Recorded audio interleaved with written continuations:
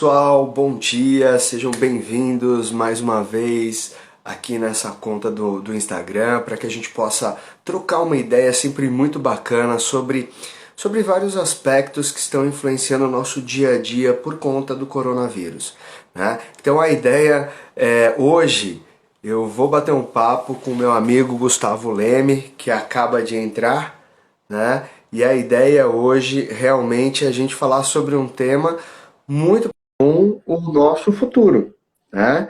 Oh, quem tá aí com a gente, Betinha, que bom que você tá com a gente, ó. Guga, já temos uma grande espectadora aqui, que é a Betinha, né? Tá seguindo a gente aqui, acompanhando esse bate-papo. Ai, que E delícia. ouve? Coisa boa, né? É. Estamos chegando aí. Eu quero só falar uma coisa para vocês que estão acompanhando a gente. O Guga quase me mata do coração agora, porque eu perguntei para ele: e aí, meu, você tá pronto para a gente começar? Ele falou: pronto, mas não era amanhã? Eu falei: pronto, quase me. Realmente já dá aquele infarto logo cedo, assim, né? Ao invés de começar a live, eu ia para o hospital, né? E aí, Guga, tudo bem? Tudo bem. Acho que hoje, né, vamos ver se funciona aqui, né? Agora a internet, teoricamente, está bombando, né? Espero que dê para Não, tá fazer a boa, a live tua aí. imagem tá legal.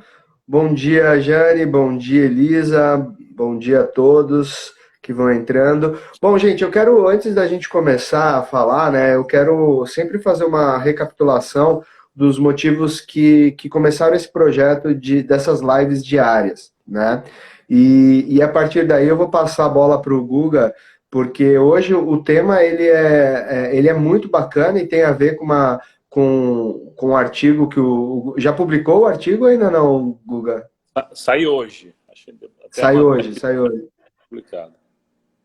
Então nós vamos fazer os spoilers, assim, ó, todo dia que a gente tiver aqui um artigo novo do Google, a gente vem para cá, conversa sobre esse artigo, né, faz o spoiler aqui e depois joga ele para a revista. O que você acha, Guga? Vamos embora. Eu tenho, E- eu tenho duas colunas que eu escrevo, três, né? Uma é a minha lá no LinkedIn, que eu escrevo a cada 15 dias. Uma é na RH para você, que é onde sai esse artigo. E a outra chama Mundo RH. Né? Então, a cada 15 dias, Legal. uma nova. E a ideia de escrever aí só para compartilhar é um pouco de tentar trazer uma perspectiva diferente do que os outros estão tendo em relação à mudança, a essas mudanças. Sempre com um viés muito, talvez crítico, mas otimista, né? Nada de pessimismo. Vamos olhar para frente com muita esperança. Sim, então, só para contextualizar, e aí depois a gente começar a falar, porque o tema fala sobre o futuro do trabalho do futuro, né? Foi a proposta que eu fiz para o Guga, e aí na sequência vem um artigo dele também que vai falar sobre a oportunidade de virar para as pessoas que pensarem como futuristas, né? E aí a gente vai fazer aqui algumas relações, porque tem muita gente que confunde futurista com profeta, né, Guga? E depois a gente vai entrar nisso com profundidade aí para poder explicar essa questão. Então, assim, o que eu quero só trazer para vocês é que esse projeto ele começou a partir de um movimento que aconteceu com uma aluna minha, que era enfermeira, né? Que é enfermeira, ela continua na Terra, né? Então ela é enfermeira, e ela começou, e ela veio para mim falando assim: Adriano, olha só, eu estou com 6 pessoas da minha equipe entrando em desequilíbrio emocional, porque pessoas da área da enfermagem, 85% das pessoas são do sexo feminino, né? Então tem aquelas duplas jornadas, às vezes até tripla, né? Casa, filho, né? Marido, enfim, tudo aquilo que compõe o dia a dia de uma mulher, que normalmente, ou mesmo que o homem apoie, a mulher ela tem a maior sobrecarga. Então imagina essas pessoas que estão na linha de frente hoje na área da saúde, né, Guga? Como que elas estão lidando com esse desequilíbrio emocional? E a partir disso, eu acabei pedindo para que ela mandasse essas pessoas para mim, que eu pudesse ajudá-las, né? Dentro da minha área de formação, o que eu podia contribuir, e fiz uma chamada também para outras pessoas aí no LinkedIn, no Facebook, e de repente isso tornou muita gente falando, eu quero ajudar, eu quero ajudar, eu quero ajudar, e a partir disso eu acabei criando um grupo de WhatsApp, que hoje tem mais de 70 pessoas, que está apoiando o pessoal da área da saúde e seus familiares, pessoas que estão aí na linha de frente no combate do coronavírus. Então tem psicoterapeutas, tem terapeutas holísticos, coaches, tem uma série de especialidades ali prontas para ajudar as pessoas que estiverem nessa situação. E disso também surgiu a possibilidade do quê? Que a gente pudesse mostrar para as pessoas através do Instagram quais são essas especialidades, o que as pessoas podem contribuir, quais são suas formações e de que modo isso ajuda no momento atual. E aí a gente começou com esse projeto, e esse projeto foi ganhando corpo, e ele virou o projeto Travessia, e agora todos os dias pela manhã a gente tem aqui um bate-papo com uma pessoa diferente. Tem gente que está dentro do grupo, que vem conversar aqui comigo, e tem gente que não, mas que contribui de uma forma geral para o momento que a gente está vivendo, que é o caso do Gustavo. O Gustavo, hoje, ele contribui muito, principalmente com esse olhar de transformação do mercado de trabalho, como que ele está acontecendo, e ele traz uma visão pautada, sem sombra de dúvida, em toda a experiência que o Gustavo traz na área de negócios, de recursos humanos. Então, Guga, tem gente que já te conhece, tem gente que não te conhece ainda, né? E isso vai ser bastante comum. Toda vez a gente tem que fazer uma breve apresentação, é importante que você conte um pouquinho quem é você. Bom, a gente se conheceu trabalhando, né, em projetos de RH, e depois tivemos a felicidade de trabalhar junto, né, na Grendene, no Rio Grande do Sul.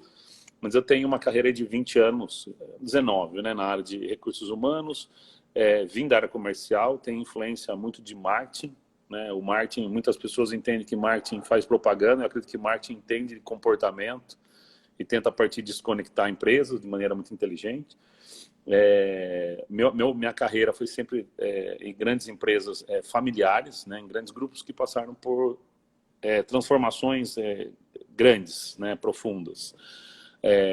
Atualmente eu atuo com HR Techs, né, que são as startups de RH, né? Eu sempre procuro ter no mínimo entre duas a três startups para estar perto, a gente aprende muito com elas. Eu sou conselheiro de empresa, né? Atuo com empresas, com startups e com empresas familiares, e sou executivo de RH, né? Então essa é a minha história. E eu tenho uma crença muito grande que conhecimento transforma, né? Tenho uma família que são de pais que foram professores, né? São professores, né? Minha mãe, apesar de não parar de ter parado de dar aula, é uma eterna professora. E isso trouxe para mim que o equilíbrio entre conhecimento e entendimento do mundo do dia a dia, dos negócios, somados, ele traz uma ampliação de perspectiva. Você passa a ser mais crítico, você consegue enxergar ou mais longe ou mais rápido, né? Então esse é um pouco da minha trajetória. Então eu sou uma pessoa apaixonada em RH, e eu acho que a gente já teve um monte de crise, né? E vamos provavelmente ter outras. E a gente já teve crise financeira, já tivemos crises envolvendo alguns setores ou países, mas essa é a primeira crise que pelo menos eu vivencio, que coloca a área de gestão de pessoas e as pessoas que cuidam, não só os RHs, mas os líderes, enfim, em evidência, né? Essa crise coloca gente no centro, porque é uma crise que envolve saúde, não só física, mas como mental, como você mesmo trouxe, em decorrência do isolamento. E é um prazer estar aqui trocando ideia e podendo ajudar e também aprendendo. Legal. Ô, Guga, também o Isaías entrou aqui, ó, né, para acompanhar a gente.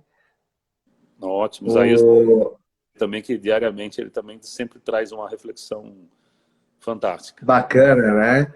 É isso aí. Esse pessoal que é tudo entrando no mundo digital de uma forma muito bacana, porque tem muita contribuição, né? Tem muito conhecimento aí para poder replicar aqui. E esse é o nosso maior papel. Eu vejo que quando a gente traz para essas oportunidades, assim, para essas lives, o objetivo todo é que a gente consiga ter levar conhecimento, né? Levar aquilo, conhecimento baseado em experiências, conhecimento baseado em estudos, né? Tudo que a gente traz aqui não tem nada que surge da nossa cabeça sem ter uma referência importante, como você faz em todos os teus artigos, né? E esse artigo você traz uma reflexão para respostas de algumas perguntas, né, que a gente vai falar sobre elas daqui a pouco, a partir de um artigo que você leu da McKinsey, né?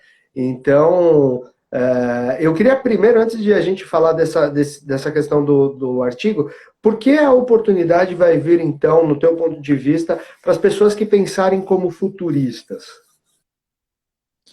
Eu acho que talvez é chover no molhado, mas o dinamismo de mudança do mundo, ele passou, principalmente pela tecnologia e pela globalização, pela conexão, né, entre as pessoas, passou a ser mais fluido, mais dinâmico, mais rápido, né? Então, não dá mais para a gente planejar olhando com planos de 5, 6, 10 anos. A mudança acontece de maneira muito forte e, como fala, próxima do nosso dia a dia. Então, as pessoas que conseguirem, e aí a gente vai falar um pouco sobre futurista, mas conseguirem se aproximar, estudar e entender um pouco mais o que vai acontecer para frente, elas podem simplesmente, parece simples, mas parece simplesmente se reinventarem, né? Então, eu vou dar um exemplo simples. A gente fez um exercício num grande grupo que eu trabalhei para a gente pensar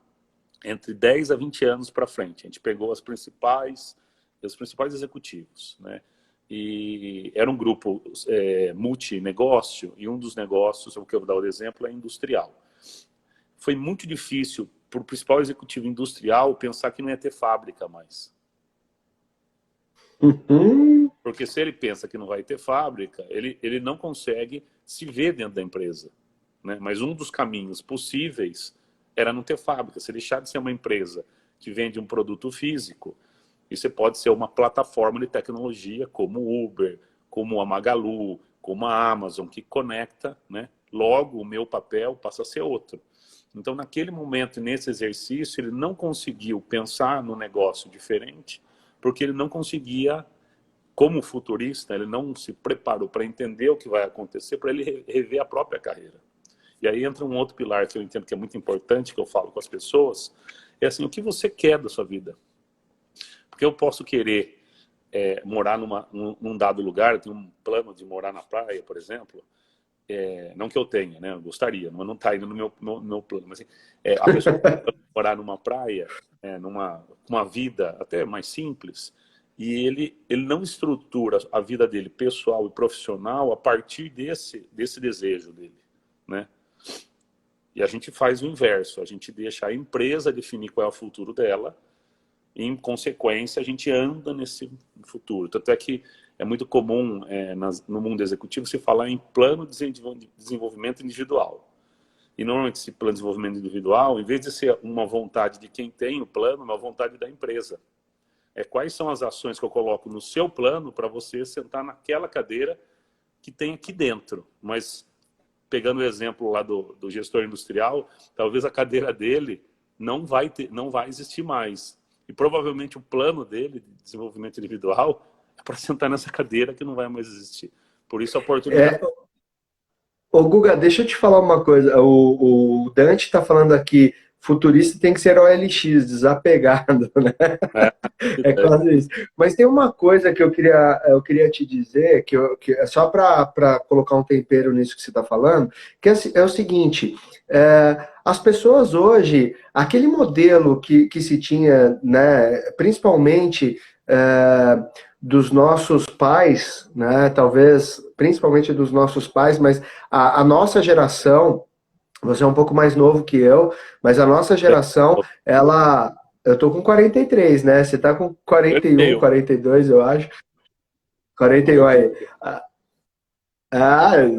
Mas assim, a diferença que a gente vê dos nossos pais, que é aquele processo mais cartesiano, onde você ficava a vida inteira numa mesma empresa, e isso era visto com bons olhos, e é muito interessante que hoje ainda é algo que tem muita empresa que tem um mindset ainda fixo, né? Que traz essa relação, pô, mas você está trocando de emprego com frequência, né? Você olha lá no perfil do cara do LinkedIn, aí o cara tá lá com 35 anos e já passou por dez empresas distintas, né? 35 anos de idade, não de vida laboral. Então, assim, como que esse impacto, né? Porque hoje eu vejo que pensar dessa forma, que nem você propôs essa discussão, né, onde esse gestor industrial não se via mais dentro do negócio, porque o plano dele estava voltado para a cadeira dele, para a posição dele, pensando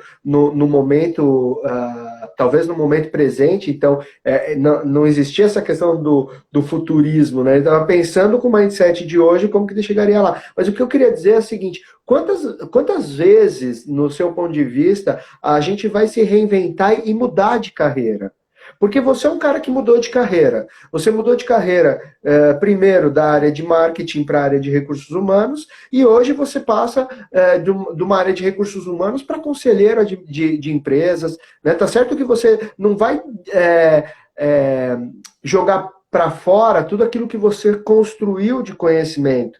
Né? Mas você foi mudando de carreira, assim como eu também comecei na área comercial, fui para RH, hoje trabalho na área educacional, mais voltado para a área educacional, por mais que tenha tudo isso está meio interligado, né? Mas como que você, olhando para esse contexto que você trouxe, como que você faz essa relação com essas múltiplas carreiras, com isso que a gente tende a viver cada vez mais?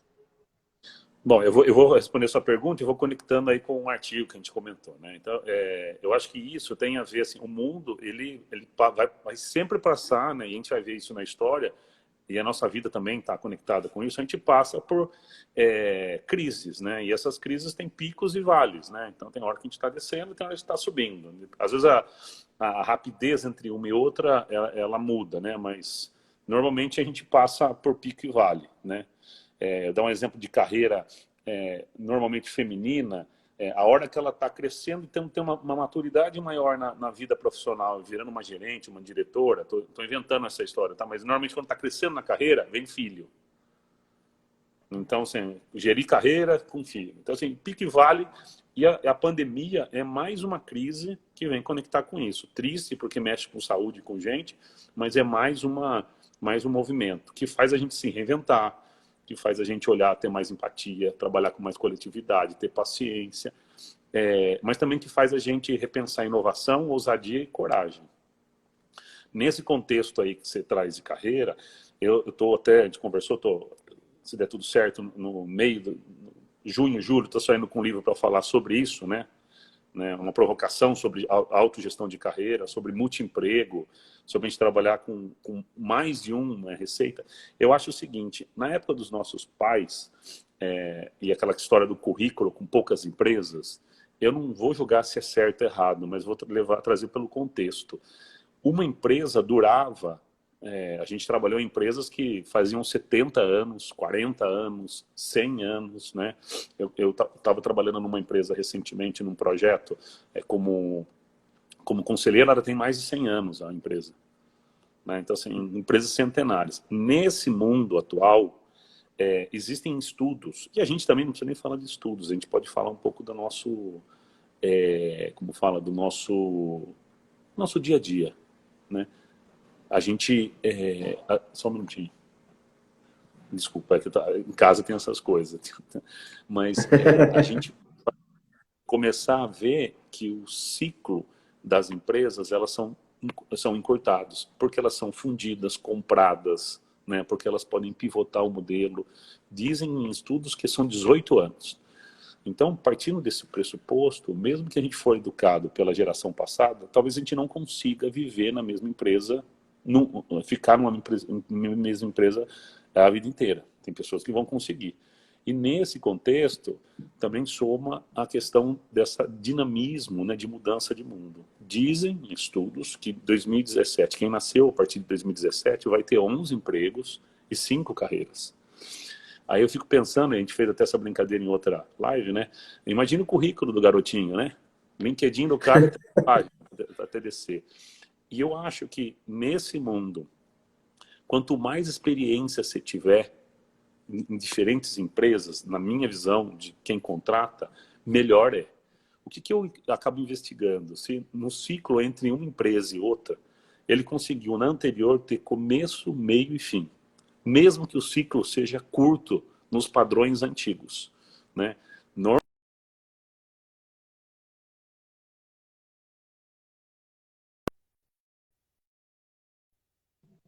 Aqui para mim está dando que travou.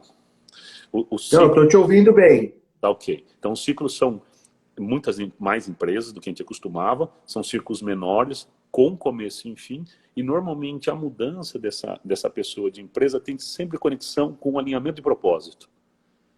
Né? Seja do propósito de vida dela, seja desse propósito no sentido de conexão com valores da empresa. Né? Então a pessoa tem começo, meio e fim, acaba trocando, porque tem um choque. Né? Essa geração nova, e nós também, nós estamos sendo mais críticos em relação ao que eu abro mão, mas principalmente o que eu não abro mão. Então, o pensar também como futurista tem esse viés, nós vamos falar um pouco mais, tem essa questão do propósito. Né? As pessoas têm cada vez mais clareza de propósito. E nesse momento ainda que a gente está passando, mais ainda, né? Então, se eu passo a ficar junto em casa, ter mais tempo, às vezes, para fazer algumas reflexões de vida, fica muito claro que eu não vou abrir mão mais da minha vida. Então, tem pessoas que eu conheço que estão falando assim, eu não vou mais trabalhar em grande centro, eu vou trabalhar no interior do Brasil. Né? Eu quero ficar mais perto da minha família, porque isso mostrou que a vida, né, vem e vai muito rápido. Então, eu abro mão disso em troca daquilo. Né? Tem muito colega meu que está discutindo abrir mão das algemas de ouro, ou seja, profissionais muito bem remunerados, com muita estrutura de pacote de benefício, mas que aquilo está ficando no banco e a vida do cara está passando. O cara acorda 7 horas para conseguir chegar 1h30 depois no trabalho por causa do trânsito, e sai do trabalho normalmente 8h30, 9 horas para conseguir chegar 10 horas em casa. Diz que ele está chegando em casa, o filho está perguntando, mãe, quem que é esse homem que vem dormir aqui todo dia aí? É verdade. Isso tem acontecido com as mulheres, né? Não é só homem, né? A mulher também saindo mais cedo, voltando mais tarde, e isso começando a se discutir, né? Qual é não o preço, né? Qual que é o valor disso para minha história de vida, né? Então eu acho que essa oportunidade também, pensar como futurista, é também olhar para dentro primeiro, né? Para fazer uma reflexão do que eu quero, do que vale a pena, do que é, que nem falo, que é fundamental, né? Você tem que saber o que é fundamental, o que é essencial.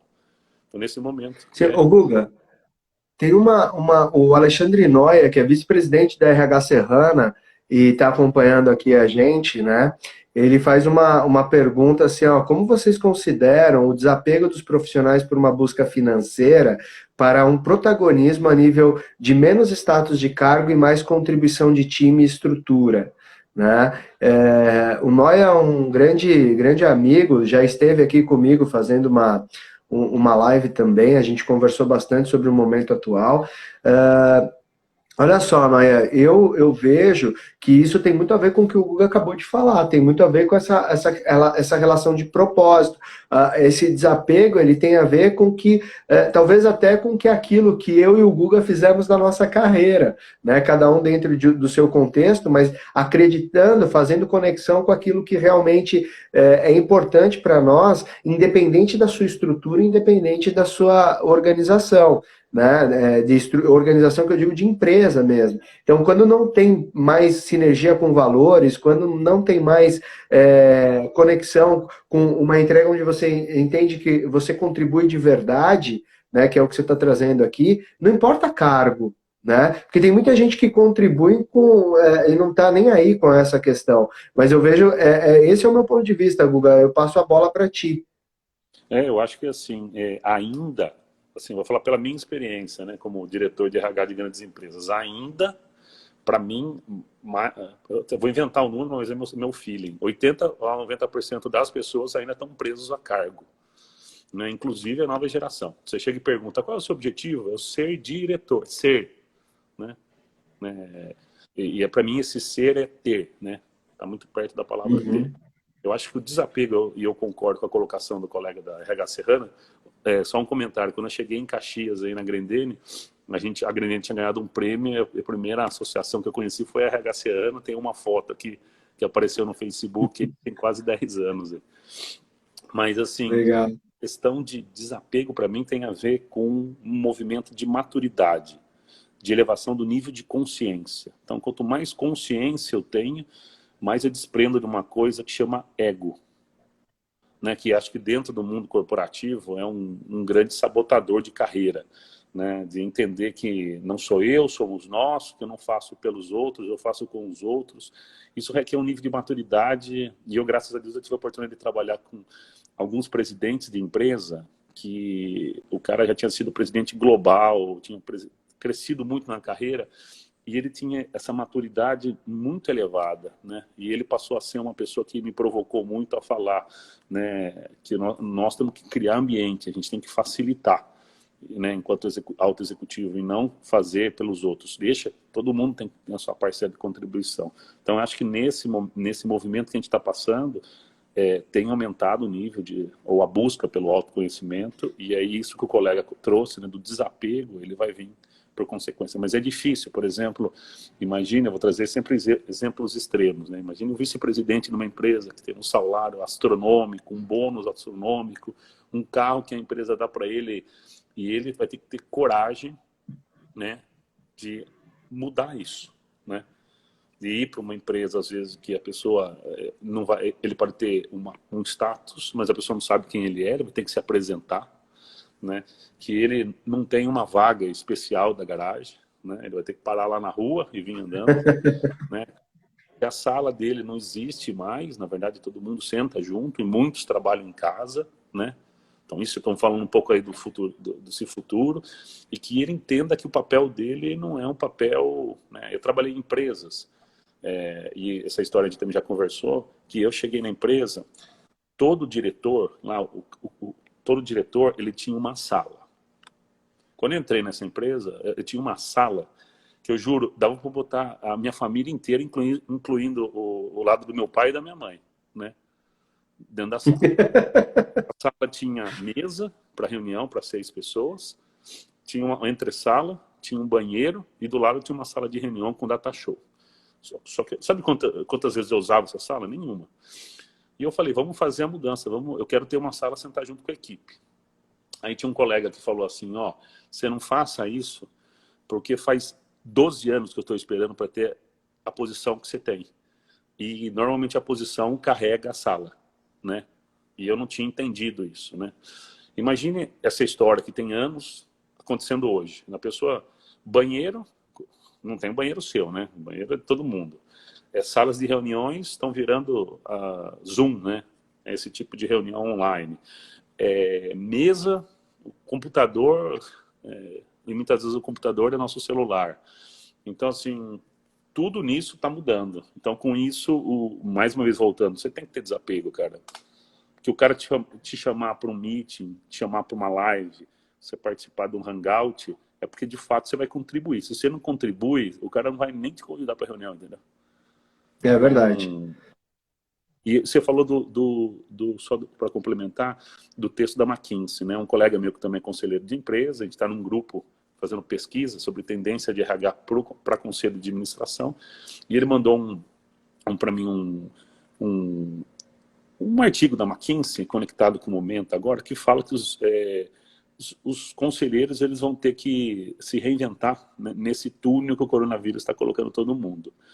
E no texto que eu escrevi, no artigo que sai hoje, a provocação é não olhar só para a empresa, mas olhar para a gente também, né? Então, assim, como que a gente pode se manter atualizado e levar respostas a essa agenda da crise, onde todo mundo está com a agenda cheia, né? Então, está todo mundo em casa fazendo home office, pensando no problema do hoje. Como que eu posso me atualizar?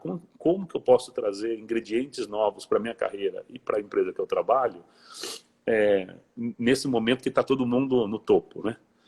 O pessoal fala de home office, tem uma crítica, tá? Eu acho que isso não é home office. Home office, você está na sua casa, alguns dias trabalhando, e a sua família está vivendo a vida normal. Então, meu filho está no colégio, né? Enfim, minha esposa está trabalhando, ou eu estou fora. Agora a gente botou tudo dentro da casa. Então eu tenho médico, supermercado, família, cachorro, os filhos não saem. Esse contexto de home office, para mim, é completamente contrário, né, aos home offices que a gente está vivendo. Enquanto eu estou aqui conversando com você, de repente passa dois aqui atrás, porque eles estão fazendo alguma coisa. É verdade, é verdade. A minha crítica é que o pessoal fala, o coronavírus digitalizou, é lógico, estimulou, mas assim, fazer home office não é digitalizar a empresa. A outra pergunta que traz no tema, quais Guga, atividades... deixa eu só te falar uma coisa. A Elisa Guarido, né, ela colocou também aqui, ó, o profissional de RH também precisou se reinventar, né? Vindo da área de DP para um business partner, né? Entender o negócio, não se ater só a políticas, né? E ela depois complementa dizendo: não conseguimos ficar onde os valores próprios e da empresa não estejam alinhados, né? Eu acho que é isso. É isso aí. Vai lá, Guga. Continua. Você ia falar um outro. Vou só pegar um gancho, eu volto para a segunda pergunta, mas um gancho com a Elisa, uma grande amiga. Eu tenho uma grande crítica ao modelo de business partner, né, do RH, que é um modelo de parceiro de negócio. O modelo de business partner, Adriano, é um modelo mais vigente, e o RH tem que se reinventar, eu sou um eterno crítico. O business partner é de 1900... Sempre, né, Guga? O RH tem que estar na vanguarda disso, né? O modelo de business partner, ele é de 1987. Então, assim, Velhinho já, hein? tem muito tempo, apesar de ser uma boa estratégia, tem muito que se reinventar, né? E eu vejo muitas empresas criando novos modelos a partir do que elas acham, e eu concordo, né? A gente só implementa modelo quando o outro, né, implementou um modelo. Mas a Elisa está certa. Outra pergunta que esse texto da McKinsey trouxe é: quais as atividades específicas os profissionais e as empresas podem exercer para aumentar a capacidade de gerenciamento desse momento? Todo momento de crise traz uma exigência para você ter mais conhecimento. Então, como que eu faço para aumentar minha capacidade de gerenciar o hoje e como faz para me atualizar para pensar no futuro? E, por fim, uma terceira pergunta: qual deve ser o plano estratégico da organização? E aí eu acrescentei o seu plano de carreira, né, para um mundo pós-crise, e como alinhar essas decisões em uma direção mais clara. Ou seja, se tem crise e a crise muda, eu preciso rever o meu plano. E aí, falando mais de plano de carreira, a pessoa tem que repetir o papel dela dentro da organização. Tem uma colega que eu conversei que ela é compradora. O mundo que diminuiu a necessidade, talvez, do supply chain de algumas empresas, porque ela não está vendendo, talvez ela não vá comprar, a menos que tenha uma outra estratégia. E eu conversando com ela está desempregada. Será que você não tem novos conhecimentos, novas capacidades que você pode buscar agora, que te habilita para uma posição que ainda não existe, ou uma posição que você, como compradora, não se via, né? Então, tem coisas... Vamos dar um exemplo, supermercados que estão se digitalizando com maior velocidade, esses mais de bairro. Será que não vai exigir um comprador digital lá? Uma pessoa que consiga pensar no tipo de plataforma ou de plataformas que já existem que facilite todo esse processo, né? Então, eu estava falando, se você fizer um curso voltado para isso, talvez você vai ser muito mais empregável nesse mundo pós-crise do que você virar uma... E a gente já fez essa brincadeira na outra live, uma compradora plena, né? Aquela história. É verdade.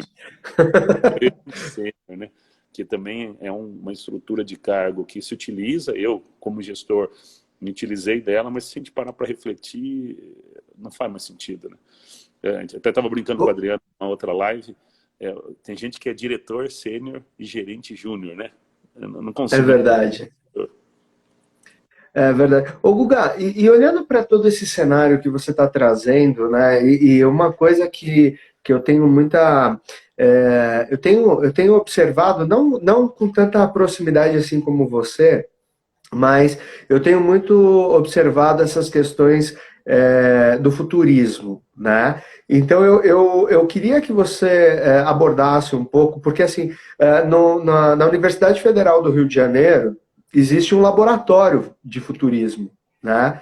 E lá eles trabalham justamente fazendo todas essas, trabalhando com essas previsões, trabalhando com momentos assim de como que o mundo vai se comportar daqui a 30 anos, daqui a 20 anos, né? E num outro bate-papo que eu tive com o João Sarati, né, que vai fazer parte daquele grupo com a gente lá, que eu vou fazer um convite para o pessoal também nos acompanhar aqui nessa aula, que vai ser sensacional. Uh, a questão toda, né, do futurismo, a gente falava assim, tá, mas a diferença de olhar para o futuro, né, de uma maneira onde a gente vai trabalhar com ciência, né, porque numa live que a gente estava falando, eu e o João, uma das coisas que ele falou assim, por que a Marco Polo, estou dando exemplo da Marco Polo, a Caio, ou qualquer outra empresa dessas de ônibus, não estão pensando em trabalhar com teletransporte. Não estão pesquisando esse tipo de coisa. Aí você fala, pô, mas teletransporte, será que isso um dia vai acontecer? Eu não sei, né? Mas estão trabalhando com, pelo menos com transporte de pessoas através de um ônibus voador, né? Da mesma forma que os carros voadores. Será que esse tipo de coisa... porque quando passou, e na nossa época de infância a gente assistia muitos Jetsons, né? Do William Hanna e Joseph Barbera, e quando você olhava para aquilo, parecia que aquilo era algo impossível de acontecer. E olhando para aquele desenho, se você buscar os Jetsons como referência no passado, e nós estamos falando isso de mais de 35 anos, né? Ou 40 anos, eu não sei quantos anos tem os Jetsons, mas deve ter alguma coisa por aí, 40 anos. E aí você olha para aquilo tudo, a única coisa que ainda não aconteceu dentro do modelo que nós estamos hoje vivendo é a questão do teletransporte. Porque o resto, tudo que tem lá, hoje a gente faz. É esteira rolante, é carro voador, né? Impressão de alimentos, impressão de roupas, né? Impressão mesmo em 3D. Então, esse tipo de cenário futurista, ele não é uma questão de misticismo, né, Guga? Não são profecias, são coisas que a gente começa a entender que existe ciência por trás disso. Né? E eu queria Perfeito. que você comentasse um pouquinho sobre a tua percepção em relação à diferença do profeta do Apocalipse, ou até da parte mística, com essa diferença do futurista mesmo. Porque o futurista, eu entendo que ele vem para um viés muito científico. Não é assim, ó, eu acho que é isso. Perfeito.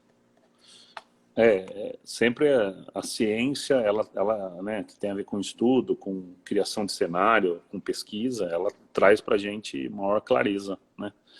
E aí, só pegando um gancho, eu acho que os profissionais de hoje se distanciaram muito da ciência.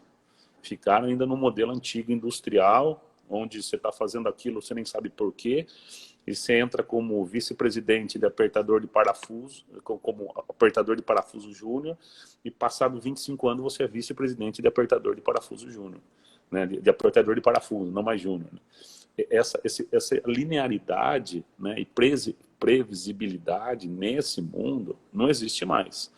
Tanto é que você vê que muita empresa grande quebrou as caras, olhando para a pandemia lá em novembro, dezembro, no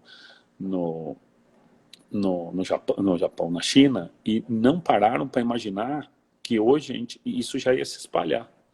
Isso tem a ver com estudo. Se você parar para pensar, alguém das grandes empresas que estão lá no board deveria ser bem assessorado e falar, pô, essa onda vai chegar aqui, né? E eu tenho que estar preparado, antecipando um cenário como esse para... Tanto é que, não diferente, o Bill Gates já tinha citado que pandemia era um dos riscos. E também não de maneira, como fala, de sorte, o presidente da Microsoft, né, o Satya, né, ele apostou tanto em nuvem. Né? Por que a Microsoft apostou em soluções de nuvem? Porque situações como essas no mundo globalizado, está tudo na nuvem. Né? Se tivesse uma torre fixa que tivesse um problema, se alguém não chegasse na torre, a torre não funciona, de transmissão de dados. Se está na nuvem, né? Então, muito do que eu aprendi sobre futurismo foi com o Thiago Matos. Thiago Matos, gaúcho, uma empresa chamada Aerolito, que fica aí em Porto Alegre. Eu tive a oportunidade de uma conversa com ele, porque eu estava conversando sobre gente que olha para o futuro. Ele falou, ó, participa do meu programa que chama Friends of Tomorrow, que está lá, também comenta no artigo. E lá, nesse programa, ele traz essa questão, né, de você ter o termo futurismo, né, ele é muito abrangente. E ele não representa, na verdade, o futuro ou ainda a futurologia. O futurismo, segundo o Tiago, é uma disciplina que ela investiga e explora caminhos futuros, né? E por isso o futurismo não profetiza. Construção de cenários. Está construindo cenário. Então, quando você deu um exemplo das empresas, eu acho que a maioria das empresas, e eu coloco profissionais também, nós, né, podemos quebrar a cara, porque quando você pega o exemplo que você deu lá da empresa, que é uma empresa por exemplo, de caminhões, de carroceria, se ela pensar que o futuro dela está em linearidade, ela só vai pensar em construir ou desenvolver projetos conectados com carroceria, com caminhão, com ônibus. Pode até construir ônibus melhores, carrocerias melhores, mas ela não está pensando, né? É bem aquele exemplo que você deu do PDI, né? Ela está pensando no PDI dela, né? No PDO, né? No plano de desenvolvimento organizacional para manter o modelo, né? E aí, assim, ela só vai pensar sobre a órbita do que ela faz hoje. Então, ela não vai poder pensar, falar, eu posso ser uma provedora de soluções de reuniões online. Porque ela vai falar assim, isso não tem nada a ver com o meu negócio. E hoje os negócios, eles se conectam e desconectam de maneira muito fácil, né? Então, assim, a Amazon surgiu para vender livro. Hoje a Amazon tem solução de nuvem. Hoje a Amazon é dona, né, de supermercado orgânico, né, Whole Foods nos Estados Unidos. Então, assim, por que disso? Porque você tem gente lá estudando tendência futura e é lógico, se fizer sinergia entre os negócios, melhor, mas a sinergia a gente não vê. Um exemplo simples. Trabalhava numa empresa que tinha shopping center e o Uber estava bombando, né, 2014.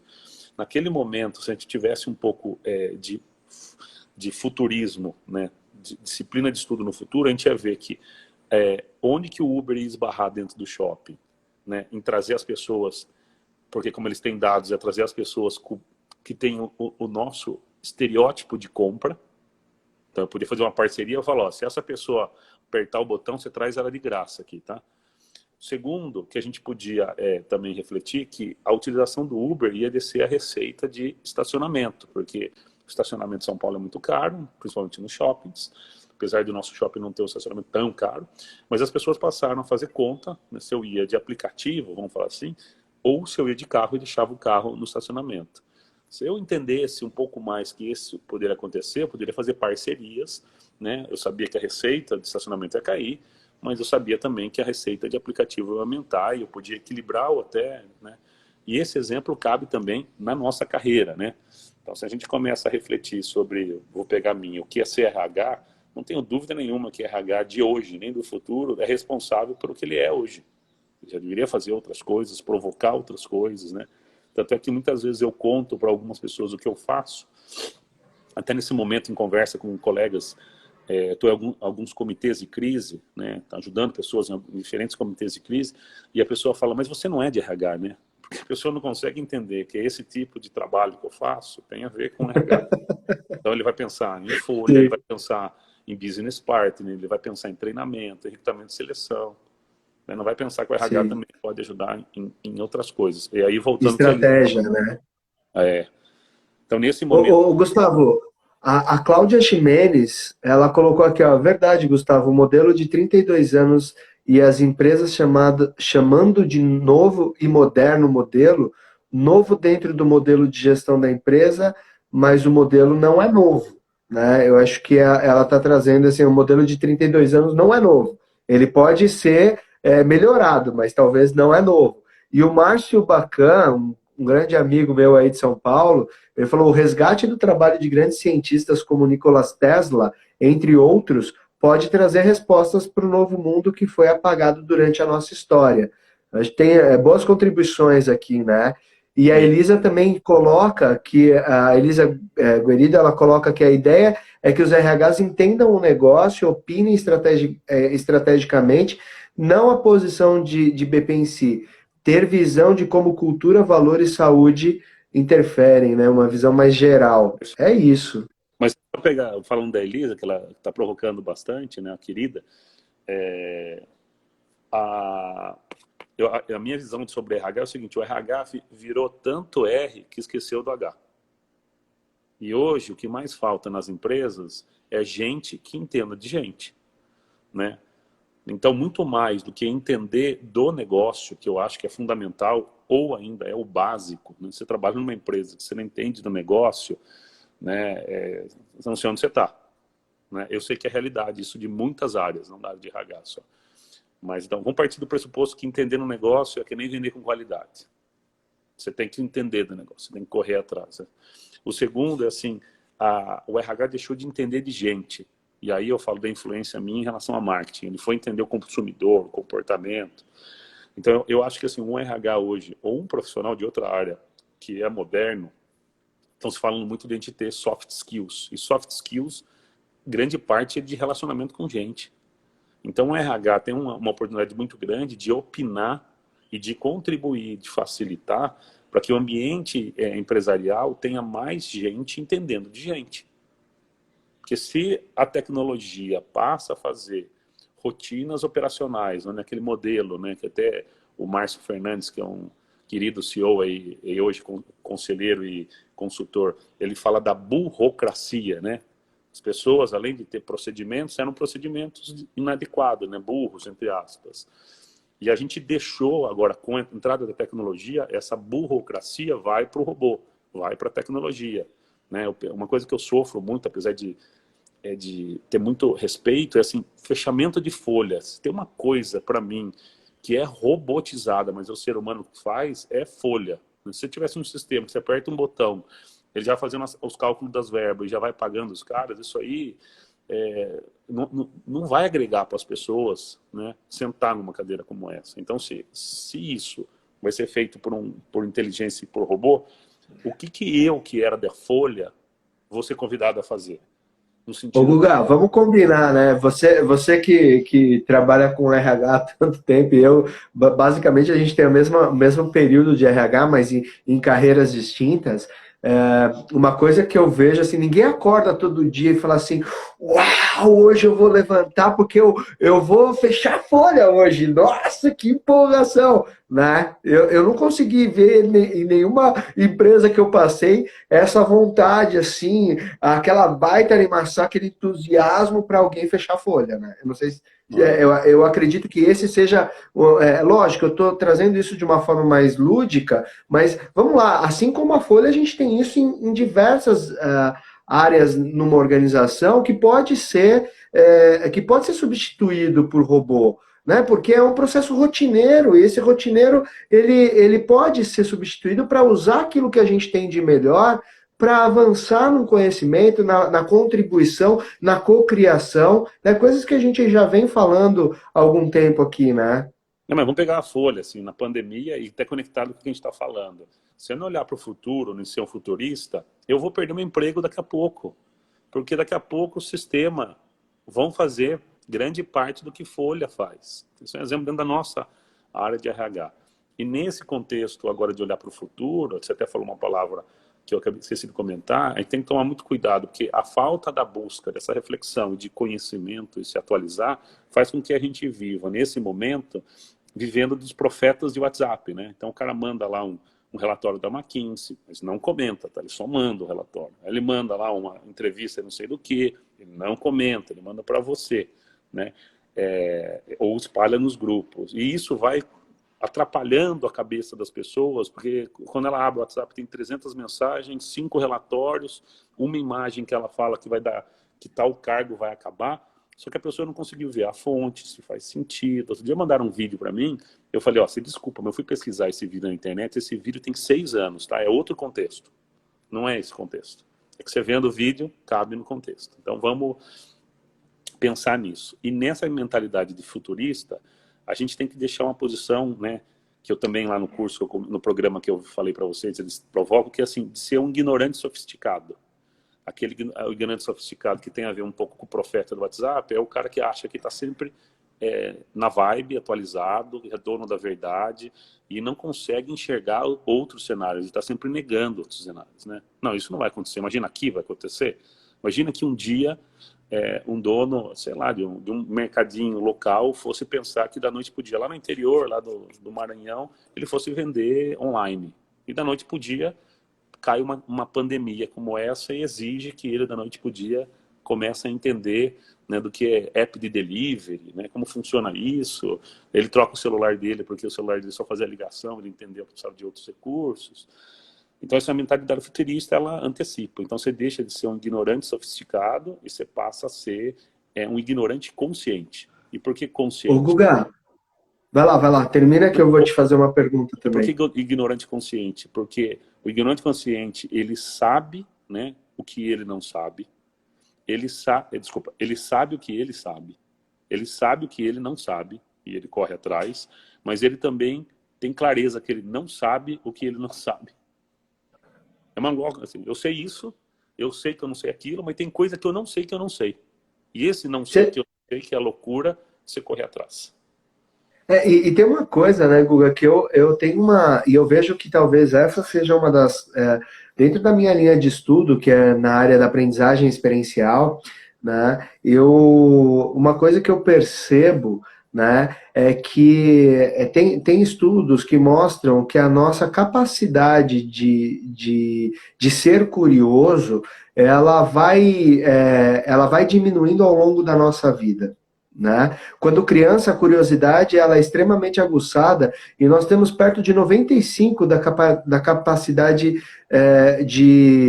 de criação voltada por conta. A nossa criatividade ela chega a 95% quando criança, porque a gente tem um elemento da curiosidade muito próximo. Né? Ele está o tempo todo presente. E ao longo da vida a gente vai recebendo tanto, vai se catequizando, né? Vai se conformando, se empudinhando, como você gosta de dizer, à medida que a gente vai estabelecendo entrando nesses modelos sociais aceitáveis até então, e a gente vai perdendo a nossa capacidade de criar e principalmente a nossa curiosidade. A gente passa a ter uma série de verdades absolutas. Então eu vejo que essa questão de você, como você trouxe agora, de você ser curioso, buscar fontes, entender com profundidade quem que está falando o que está falando, e não simplesmente, só compartilhei porque eu recebi aquilo sem poder ler o que eu recebi, né, com profundidade e emitir uma opinião sobre isso, né? Eu vejo que essa seja talvez uma área de desenvolvimento de competência que é aguçar a curiosidade. Né? Talvez seja um soft skill importante, tornar-se curioso novamente, né? Aguçar a sua criatividade, a sua curiosidade, para que você possa, a partir daí, criar, né? E tá pronto para esse futuro. Quer dizer, pronto para o futuro a gente nunca vai estar, mas em busca dele talvez. E você coloca uma coisa importante, né, no artigo, até que eu vou chamar atenção aqui, porque a gente está finalizando aqui, já tem 7 minutos apenas, que eu queria só pedir que você contextualizasse isso, que você diz assim, ó, ser um profissional do futuro exige ter mais de uma bala com mais de uma cor no tambor. Explica um pouco disso para que a gente possa ir para o encerramento. Ok. Só fazer um comentário antes, que assim, para você ser curioso, para mim você tem que se dar a oportunidade de experimentar coisas novas. Então tem muita esse sabor eu não gosto, esse cheiro não é meu. Nesse mundo agora, falando estamos falando de carreira, de mundo de negócio, você não pode se dar o luxo, você tem que experimentar. Se você não experimentar, você não tem como opinar. Eu tenho uma prática muito grande em alguns grupos que eu participo de WhatsApp, é o seguinte, mandou o texto, manda contribuição. Porque tem cara que compartilha e nem leu. Então você mandou alguma coisa, qual a perspectiva que você quer provocar nesse grupo? Que tem a ver um pouco com postura. Quando a gente fala aí dessa questão que você trouxe, acho que tem uma coisa que vem somada a isso, que é as pessoas apertaram o piloto automático e você tem que desligar esse modo, né, de piloto automático, senão você está danado. E se você desliga o modo de piloto automático e você aumenta a curiosidade e a experiência, como você falou, você passa a conhecer novas fontes de conhecimento e aí você aumenta o seu repertório, né? Então você fala do Uber, eu tenho o ponto de vista do usuário que já usou, eu tenho o ponto de vista de uma pessoa que já fez parceria com ele, tenho o ponto de vista de um cara que hoje vive porque ele vende coisa para o Uber, então você foi ampliando o seu repertório. Então quando eu falo ter mais bala no tambor, é ser multicarreira, ser multiconhecimento, né? Que tem muita coisa que fala junto com a Elisa, né? Conhecer do negócio significa também sair da sua posição. Então, eu vou para uma reunião de RH, mas na reunião não sou RH, eu sou empresa. Se eu tiver que dar uma solução, eu não preciso dar uma solução de RH, eu posso dar uma solução de marketing financeiro, industrial, né, se a empresa for industrial, não preciso dar uma solução de... Então, esse pluralismo ajuda. E o que eu tenho visto nesse conceito de olhar para o futuro, e também ter mais uma bala na agulha, eu sugiro no livro, no artigo, dou 3 dicas. Né? Uma, que todo mundo comece a fazer a mudança, não em um ponto específico, mas sim mudando a conexão entre os pontos. Então, a sua rede profissional é boa? Todo mundo acha que rede é enviar o currículo quando perde emprego, né? Rede é estar conversando com gente diferente, se conectando a outros ecossistemas e aprendendo coisas que não estão no seu dia a dia. A segunda dica que eu dou é que as pessoas pudessem descobrir qual que é a orientação temporal dela. Se é a orientação para o passado, para o presente, para o futuro. Todo mundo tem um pezinho nas 3, mas tem gente que é mais passado, tem gente que é mais presente, tem gente mais futuro. A dica lá que eu dou e que eu aprendi é que tem equilíbrio. Você tem que olhar para o futuro, viver o presente e se basear em fatos do passado, se possível, positivo.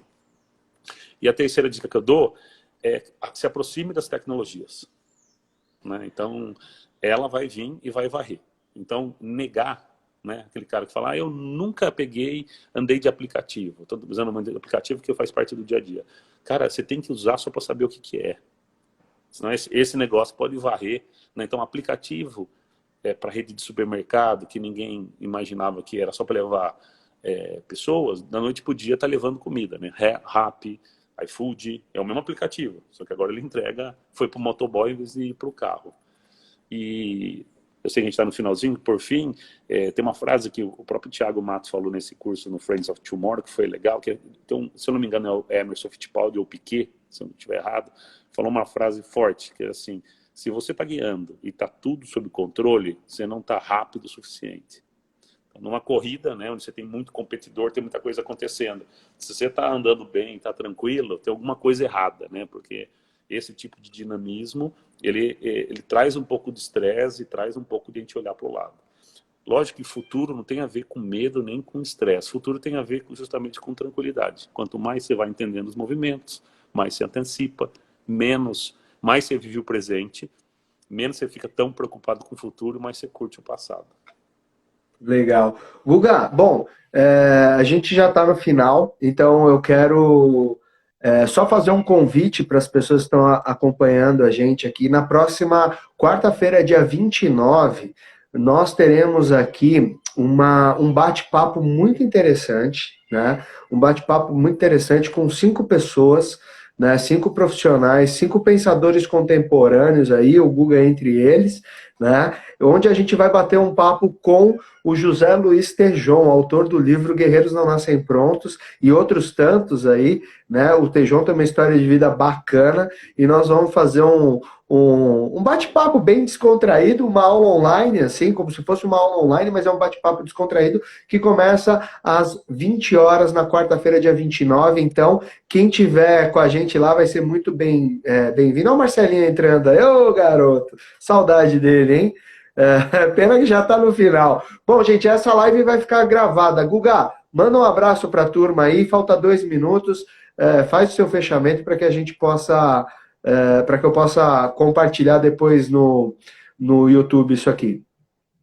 Ok, então agradecer a todo mundo, aí o Marcelinho é meu irmão, então um beijo, Marcelo. Agradecer a todo mundo, as provocações, né? Todo mundo que pôde escrever aí, fazer as perguntas, agradeço também. Eu não consegui ver todas, o Adriano foi ajudando, né? Então, obrigado pela contribuição e pelo convite, Adriano. Semana que vem tem novo artigo. Eu não sei se é a semana que vem, na outra. É quinzenal. Tá bom. Beleza. Fechou, então. Na outra semana tem o Guga de novo aqui falando do novo artigo, tá bom? Valeu, gente. Um grande abraço aí. Acompanha a gente, então, no dia 29, tá?